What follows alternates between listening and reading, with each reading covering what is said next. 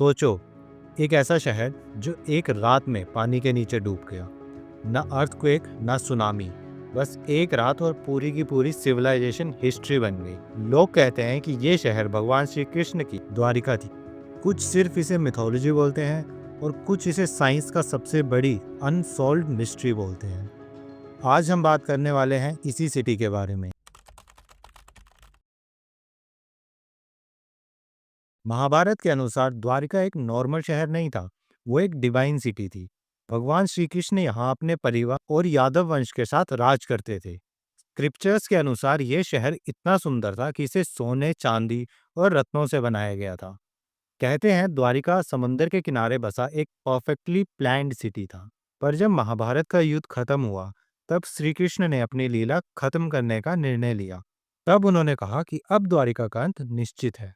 और फिर एक ही रात में समंदर ने पूरी नगरी को अपने अंदर समा लिया। लेकिन 20th सेंचुरी में जब अंडर वाटर टेक्नोलॉजी डेवलप हुई, तब साइंटिस्ट ने गुजरात के कोस्ट के पास सोनार स्कैनिंग स्टार्ट की। जो उन्होंने देखा वो एकदम शॉकिंग था। समंदर के नीचे सीधी बनी सड़कें, पत्थर की दीवारें, स्टेप्स और डॉकयार्ड्स तक बने मिले। ये सब कुछ नेचुरल नहीं लगता था। तो इसीलिए साइंटिस्ट ने कार्बन डेटिंग करने का डिसीजन लिया। और कार्बन डेटिंग से पता चला कि ये सिटी हजारों साल पुरानी है। मतलब ये सिटी उस टाइम पीरियड के साथ मैच कर रही थी जो मिथोलॉजी में द्वारिका का टाइम पीरियड बताया जाता है। तभी से दुनिया ने द्वारिका को एक कहानी नहीं, एक पॉसिबल लोस्ट सिविलाइजेशन के रूप में देखा। अंडर वाटर एक्सप्लोरेशन में जो चीजें मिली, उसमें परफेक्टली कट स्टोन्स, सिमिट्री में बनी दीवारें और ड्रेनेज सिस्टम्स मिले।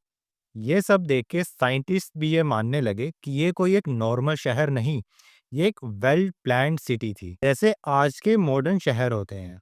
इसका मतलब ये हुआ कि हजारों साल पहले भी भारत के कोस्ट में एक एडवांस्ड अर्बन सिविलाइजेशन एग्जिस्ट करती थी।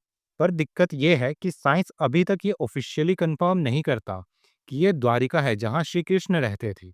एविडेंस स्ट्रॉन्ग है, बट फाइनल प्रूफ में अभी भी एक लिंक मिसिंग है। और यहीं से शुरू होता है असली कॉन्फ्लिक्ट, फेथ और फैक्ट का। मिथोलॉजी कहती है कि द्वारिका का डूबना एक डिवाइन इवेंट था जो श्री कृष्ण के जाने के बाद हुआ, जबकि साइंस कहता है कि sea level rise, tectonic plate movement और फ्लड्स की वजह से ये शहर धीरे धीरे समंदर के अंदर चला गया। मिथोलॉजी कहती है कि भगवान ने अपनी नगरी वापस ले ली, लेकिन साइंस कहता है कि प्रकृति ने अपना काम किया। दोनों अपनी जगह एकदम लॉजिकल लगते हैं और दोनों एक दूसरे को कंप्लीटली झुटला भी नहीं सकते। इसी वजह से द्वारिका सिर्फ एक शहर नहीं बल्कि एक मिस्ट्री बन चुका है। इसलिए द्वारिका हमें सिखाती है कि हर कहानी एक कहानी नहीं होती और हर प्रूफ पूरी तरह कभी सच भी नहीं माना जा सकता। हो सकता है जो बचपन से हमें मिथ लगा हो वो हिस्ट्री का कोई एक डूबा हुआ पन्ना हो, और हो सकता है कि साइंस जिस सवाल का जवाब ढूंढ रही है वो हमें फ्यूचर में जाके मिले। तब तक द्वारिका एक ऐसा शहर बना रहेगा जहां भक्ति और रिसर्च दोनों एक ही टाइम पे जिंदा है। एक शहर जो दिखता नहीं पर महसूस जरूर होता है।